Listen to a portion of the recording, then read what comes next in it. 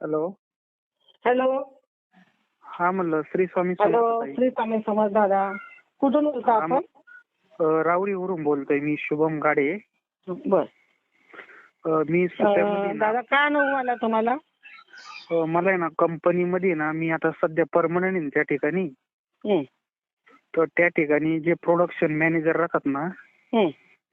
ते आणि जुने सुपरवायझर मिळून आहे ना मला दोघ जण त्रास द्यायचे विनाकारण बर. चांगलं काम करून सुद्धा. बर.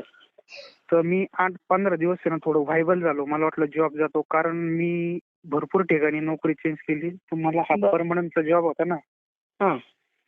तर मी त्या ठिकाणी सुपरवायझर म्हणून आहे. तर मामांनी माझं चांगलं काम केलं. बर. कुणाची सेवा घेतला दादा तुम्ही? तर मग मी अजित दादांना आहे ना मेसेज केलता, म्हणलं दादा असा असा प्रॉब्लेम होत आहे मला. हं.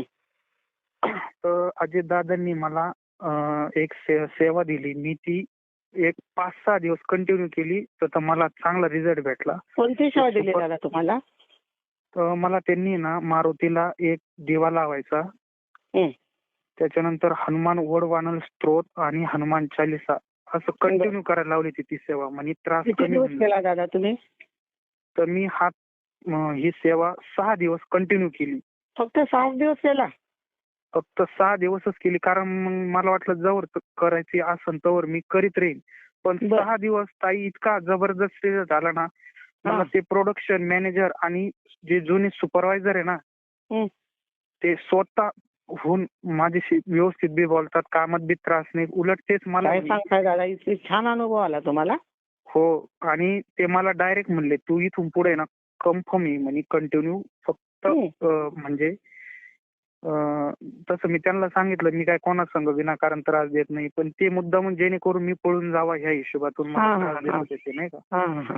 पण 6 दिवस झाले दादांचं मी सांगितलं असं असं दादा आहे, मला त्रास देतात कंपनीत. दादा म्हणे तू ही सांगितलेली सेवा कर. हं. मारुतीला एक दिवा लावायचा, त्याच्यानंतर हनुमान वडवानन स्तोत्र आणि हं. हनुमान चालीसा ऐक, सर्व त्रास निघून जाईल. हं. पण मी दादांवर श्रद्धा विश्वास ठेवला, त्या पद्धतीनं किती मी छान केलं. दादा, किती छान अनुभव आला खरंच तुम्हाला. मी खरं सांगतो, मला 6 दिवसातच इतका जबरदस्त रिझल्ट किती भेटला. छान. 6व्या दिवशी ते स्वतःहून, म्हणजे जे कंपनीचे मेन प्रोडक्शन इन्चार्ज आहे, जुने सुपरवायझर आहे, ते माझ्या संग एकदम चांगले आनंदाने बोलायला लागले. कंपनीत मला त्रास बी देत नाही, एकदम व्यवस्थित राहतात. हं. मी 2 दिवस डिप्रेशन मध्ये आलतो, म्हणलं जॉब जातो का काय असं. पण मग खरंच दादांनी मला सेवा दिली. म्हणजे दादा, दादांच्या थोडक्यात ताकद आहे ना? हा? दादांच्या थोडक्यात ताकद आहे ना? हो, दादांच्या थोडक्यात खरंच ताकद आहे. मला एक सांगा, इतर सेवेकऱ्यांना तुमच्या वयाची जी मुलं असतील तीन सर्व्हिस मध्ये, त्यांना तुम्ही काय सांगू शकाल? म्हणजे इतर जी मुलं आता इन सर्व्हिस मध्ये आहेत, त्यांना असे कोण त्रास करत असतील, त्यांना तुम्ही काय सांगू शकाल? आता नेमकी विषय असा आहे, आता प्रत्येकाला वेगवेगळी समस्या राहते कंपनीमध्ये. कशांचा स्वभाव चंचल असतो, त्याच्यामुळे तो समोरच्या व्यक्तीला बोलू शकतो, नाही का. हं, हं. पण माझा ताई स्वभाव असा आहे पहिल्यापासून, म्हणजे माझी बुद्धी ना थोडी मंद आहे पहिल्यापासून, नाही का. हं, हं. म्हणजे मला सगळ्या गोष्टी समजतात, पण माझा आहे ना बुद्धीचा बरेच जण फायदा घेतात हो. हं, हं, हं. त्याच्यामुळे आहे ना, पण सुपरवायझर पण त्यांचं काही नव्हतं. मला जॉब सुद्धा चांगला होता, कारण माझा प्रोफेशनल पिरियड होता हा परमनंट साठी. फक्त हं, हं. एवढा 1च महिना बाकी होता, म्हणून मी दादांना त्यावेळेस पटकन अर्जंट मेसेज केला, म्हणलं असं म्हणजे असं आहे तुमचं दादा. खच्चीकरण केलं जात होतं? हं? तुमचं खच्चीकरण केलं जात होतं? हो, म्हणजे जेणेकरून हा, पळून जावं इथनं, नोकरी सोडावी. म्हणजे ते कसं झालं, त्याच्यामध्ये मी भरपूर ठिकाणी, तसं ताई आहे ना, मी ना भरपूर ठिकाणी जॉब केले. 6 महिने वर्षात सोडून पण दिले भरपूर वेळा. हं, हं, हं. पण मग मामांनी ह्यावेळेस माझं चांगलं काम केलं. पण याच्यामध्ये नेमकी मामांचा काही विषय आहे का मॅनेजर संघ, ते मला माहित नाही, कारण मी माझं प्रामाणिकपणे काम करीत होतो.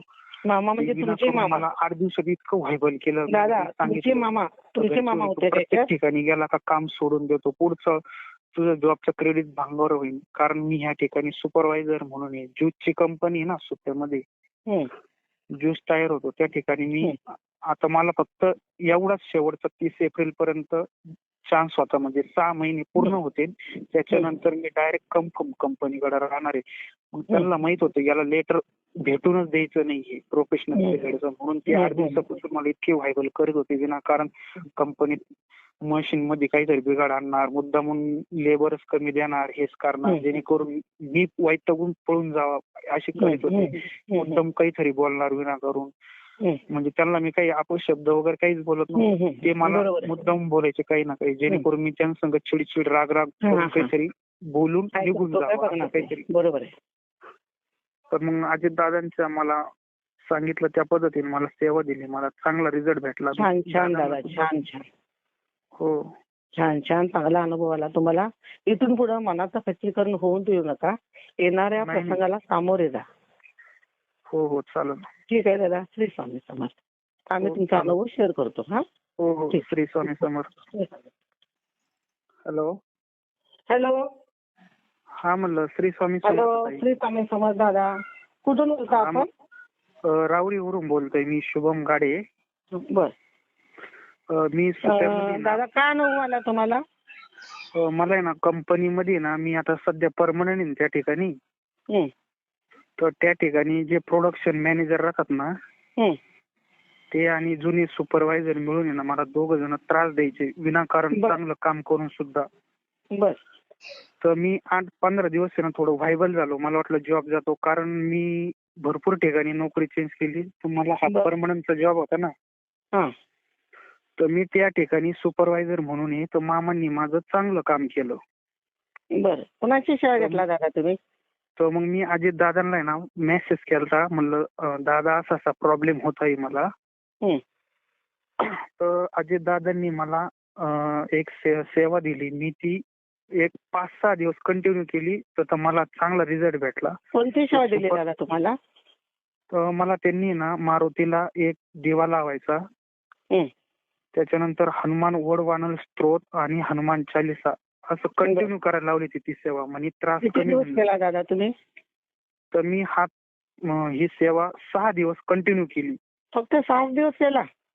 फक्त 6 दिवसच केली, कारण मग मला वाटलं जवळ करायची असन तवर मी करीत राहीन.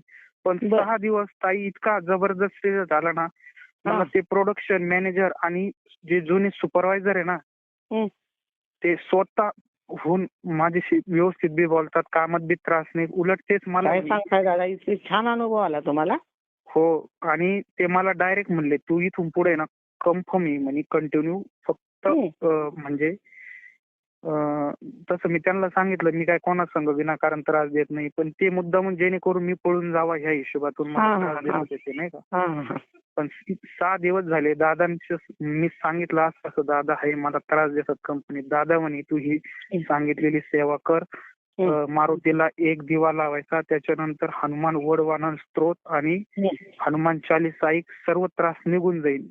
पण मी दादांवर श्रद्धा विश्वास ठेवला, त्या पद्धतीनं मी किती छान अनुभव आला तुम्हाला. मी खरं सांगतो, मला 6 दिवसातच इतका जबरदस्त रिझल्ट भेटला. 6व्या दिवशी ते स्वतःहून, म्हणजे जे कंपनीचे मेन प्रोडक्शन इन्चार्ज आहे, जुने सुपरवायझर आहे, ते माझ्या संग एकदम चांगले आनंदाने बोलायला लागले. कंपनीत मला त्रास बी देत नाही, एकदम व्यवस्थित राहतात. मी 2 दिवस डिप्रेशन मध्ये आलतो, म्हणलं जॉब जातो का काय असं. पण मग खरंच दादांनी मला सेवा दिली.